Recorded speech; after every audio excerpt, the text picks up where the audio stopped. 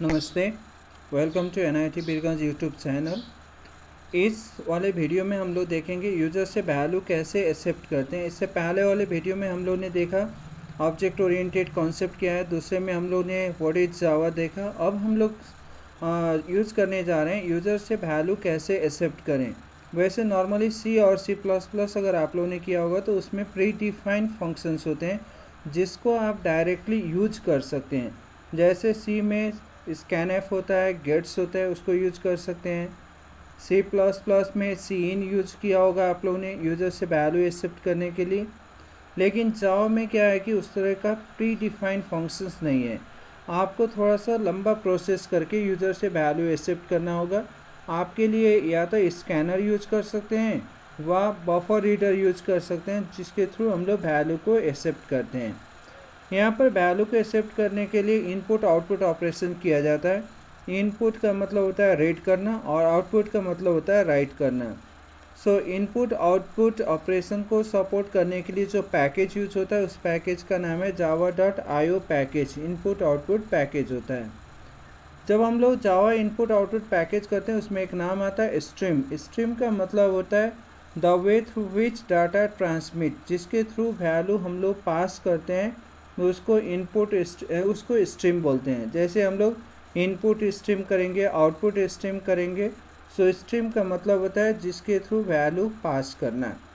जावा में क्या होता है कि हर एक वर्क के लिए पैकेज सब यूज करते हैं। जैसे सी और C++ में हेडर फाइल यूज करते हैं, उसी तरह जावा में भी पैकेज यूज करते हैं। आपको एक बाय डिफ़ॉल्ट पैकेज आता है जिसका नाम है java.lang। ये आपको कॉल करना नहीं पड़ता है, वो डायरेक्टली यूज होता है। इसीलिए इससे पहले जितने भी प्रोग्राम आपने देखा उसमें हम लोग ने कोई भी पैकेज इंपोर्ट नहीं किया हुआ था, क्योंकि ऑलरेडी जो पैकेज है वो इंक्लूड हो जाता है आपके प्रोग्राम में। सो एक ही पैकेज है जिसको हम लोग को कॉल नहीं करना पड़ता, वो ऑटोमेटिकली कॉल होता है, उसका नाम होता है java.lang पैकेज। बाकी सबके लिए हम लोग को पैकेज को कॉल करना पड़ता है। तो देखिए उसके बाद हम लोग को यहाँ पर क्या यूज़ करना है, तो बफर रीडर यूज़ करने जा रहे हैं। हम लोग यहाँ पर स्कैनर नहीं, बफर रीडर के थ्रू यूज़र से वैल्यू एक्सेप्ट करेंगे।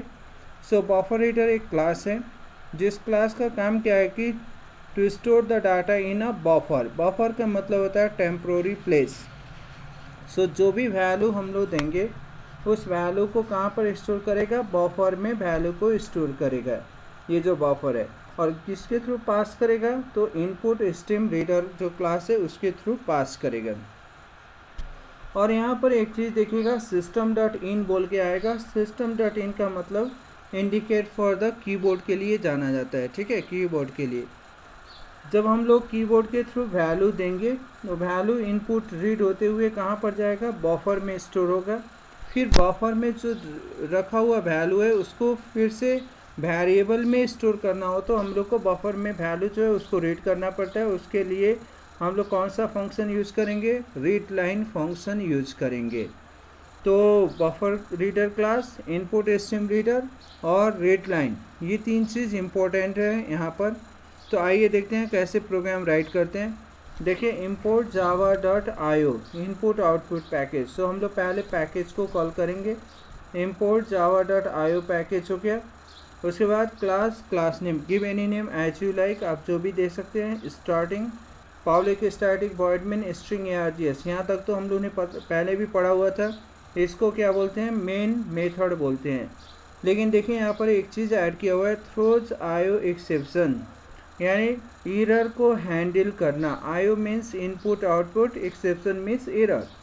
अभी हम लोग क्या कर रहे हैं कि यूज़र से वैल्यू ले रहे हैं, तो कोई रीज़न से अगर वैल्यू वापस ना आए या वैल्यू पास ना हो तो कुछ तो एरर होगा। तो उस एरर को जनरेट करने के लिए हम लोग क्या यूज़ करते हैं, थ्रोज आयो एक्सेप्शन क्लास को यूज़ करते हैं। जो आयो एक्सेप्शन क्या करता है, एरर को फाइंड आउट करता है। स्ट्रिंग एन ए यूज किया हुआ है। स्ट्रिंग एन ए क्या है कि N A is the variable. किस टाइप का वेरिएबल है, तो स्ट्रिंग टाइप का वेरिएबल है। चलिए अब पहले वेरिएबल हम लोग ने डिफाइन कर लिया। उसके बाद अब क्या करना है, ये लाइन आपको याद रखना है। Buffer reader br equal to, br is the object of this buffer reader. आप कुछ भी डाल सकते हो, तो मैंने यहाँ पर br कर दिया है। So buffer reader br equal to new buffer reader, new input stream reader system.in। ये लाइन आपको लिखना है। सिस्टम डॉट इन का मतलब होता है कीबोर्ड इंडिकेशन। तो जो वैल्यू हम लोग कीबोर्ड के थ्रू डालेंगे उसको इनपुट करते हुए लेते हुए रीड करके कहाँ पर डालना है, जो बफर रीडर जो बफर क्रिएट करेगा उसमें डालना है। इसका मतलब ये हुआ। जैसे हम लोग यहाँ पर जैसे लिखेंगे system dot out dot println inter your name, जब रन करेंगे तो वहाँ पर स्क्रीन में क्या दिखाई देगा, इंटर योर नेम दिखाई देगा। हम लोग जब नाम टाइप करेंगे तो वो कहाँ पर जाके स्टोर होगा, जो बफर हम लोग ने क्रिएट किया है बफर रीडर के थ्रू वहाँ पर जाके स्टोर होगा। अब बफर में स्टोर हुआ चीज़ को अब क्या करना है, वेरिएबल में असाइन करना है। और हम लोग का वेरिएबल का नाम क्या है, एन ए है। सो हम लोग क्या लिखेंगे, N A is equal to B R dot read line. B R indicate for the buffer reader, जो बफर है उसको रिप्रेजेंट कर रहा है। उसमें जो वैल्यू है उसको रीड करने के लिए हम लोग क्या यूज करेंगे, रीड लाइन यूज करेंगे। So B R dot read line, जो वैल्यू है उसको रीड करो और बफर में जो वैल्यू है उसको रीड करो और रीड करके कहाँ पर डाल दो, जो वेरिएबल एन ए है उसमें डाल दिया। सिस्टम डॉट आउट प्रिंटलन उस वैल्यू को क्या कर देगा, आपको प्रिंट आउट कर देगा। आपको एक चीज़ और क्या याद रखना है कि जावा केस सेंसिटिव है। सो अपर केस और लोअर केस चीज़ को मस्ट भी ध्यान दीजिएगा। जैसे बफर रीडर का बी और आर कैपिटल हो गया, इनपुट स्ट्रीम रीडर का आई एस आर कैपिटल हुआ, सिस्टम का एस कैपिटल हुआ, रीड लाइन का एल कैपिटल हुआ। ये सारी चीज़ को आपको क्या करना है, ध्यान देना है, अदरवाइज आपको एरर जनरेट करेगा। प्रोग्राम कैसे लिखते हैं इससे पहले वाले वीडियो में दिखाया हुआ है। द सेम प्रोसेस आप अपना के इस प्रोग्राम को भी रन कर सकते हैं। अब देखिए दूसरा क्या है कि नंबर को कैसे एक्सेप्ट किया जाए। इससे पहले हम लोग ने स्ट्रिंग एक्सेप्ट किया, अब नंबर को कैसे एक्सेप्ट करते हैं। तो import java.io, ये मोस्टली पैकेज लिखिएगा क्योंकि बफर रीडर आप यूज़ कर रहे हैं तो पैकेज यही देना होगा।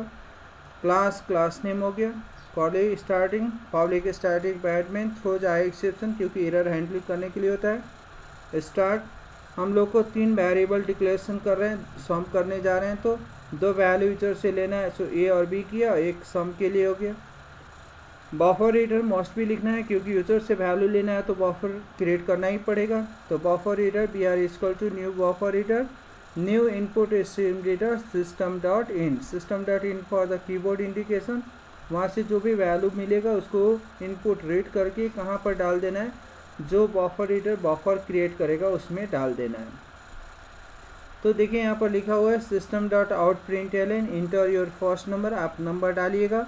वो नंबर कहाँ जाके बैठेगा, बफर में। अब उस वैल्यू को पहले रीड करके वेरिएबल में डालना है। इससे पहले वाले प्रोग्राम में हम लोग ने डायरेक्टली सिर्फ B R dot read line use किया था। अब यहाँ पर देखिए क्या लिख रहे हैं, इंटीजर डॉट पार्स INT भी दे रहे हैं। क्यों, क्योंकि जो भी वैल्यू हम लोग यूजर से वैल्यू जावा में प्रोग्राम में डालते हैं वो स्ट्रिंग फॉर्मेट में हो जाता है। स्ट्रिंग का मतलब ABCD नहीं होता। अगर कोई भी नंबर को सिंगल कोड या डबल कोड लग जाए तो स्ट्रिंग ही फॉर्मेट में काम करेगा, स्ट्रिंग वाले में। सो उस नंबर को हम लोग को न्यूमेरिक फॉर्मेट में कन्वर्ट करना पड़ता है और इसके लिए हम लोग क्या यूज़ करते हैं, इंटीजर डॉट पार्स INT। क्योंकि डाटा टाइप आपका क्या है, INT है, तो हम लोग यहाँ पर क्या यूज़ करेंगे, इंटीजर डॉट पार्स INT। सो जो वैल्यू है न्यूमेरिक में कन्वर्ट होकर कहाँ पर स्टोर होगा, वेरिएबल ए में। द सेम प्रोसेस दूसरे में भी होगा, system dot out println inter your second number, वो नंबर मांगेगा, फिर आप दीजिएगा नंबर बफर में जाएगा। बफर से फिर क्या होगा कि उसको रीड करके न्यूमेरिक में कन्वर्ट करके किस में दे दिया जाएगा, बी में। C is equal to A plus B, system dot out println sum करके उसको जनरेट कर देगा। तो यहाँ पर फंक्शन एक ऐड हुआ है, integer dot parse INT, must be remember. अगर आपको फ्लोट टाइप का चाहिए तो यहाँ पर इंटीजर के जगह पर डबल लिखना होगा और यहाँ पर डबल डॉट पार्स डबल करना होगा। तो वो क्या होगा कि आपको डेसिमल पॉइंट के वैल्यू को एक्सेप्ट करेगा। उसी तरह देखिए अगर हम लोग 3 नंबर्स लेके कंपैरिजन करना है तो सेम है, import Java dot IO use किया, class name public static, variable declaration किए, यूज़र से वैल्यू एक्सेप्ट कर लिया। अब यहाँ पर कंपैरिजन कर दे रहे हैं, if A is greater than B and A is greater than C. अगर ए का वैल्यू बी से बड़ा है और ए का वैल्यू सी से भी बड़ा है तो प्रिंट आउट क्या हो जाएगा, द ग्रेटेस्ट नंबर ए हो जाएगा। उसी तरह बी का value greater than A and B का वैल्यू सी से भी बड़ा हो तो ग्रेटेस्ट नंबर क्या होगा, बी होगा, नहीं तो क्या हो जाएगा, सी हो जाएगा। इस तरह आप क्या कर सकते हैं कि यूज़र से वैल्यू को एक्सेप्ट करके कैलकुलेशन कर सकते हैं। सेम प्रोसेस यहाँ भी दिया हुआ है। देखिए ये आपका फैक्टोरियल के लिए दिया है, तो फैक्टोरियल के लिए आपको फॉर लूप लगा के उसी के तरह यूज करना है। यूज़र से पहले वैल्यू ले लिया, फिर लूप चला दिया, बाद में हम लोग फिर से लूप पढ़ेंगे तो उसमें ये और सारे क्लियर होंगे। तो आप प्रोग्राम को रन कीजिए, चेक कीजिए। Thank you.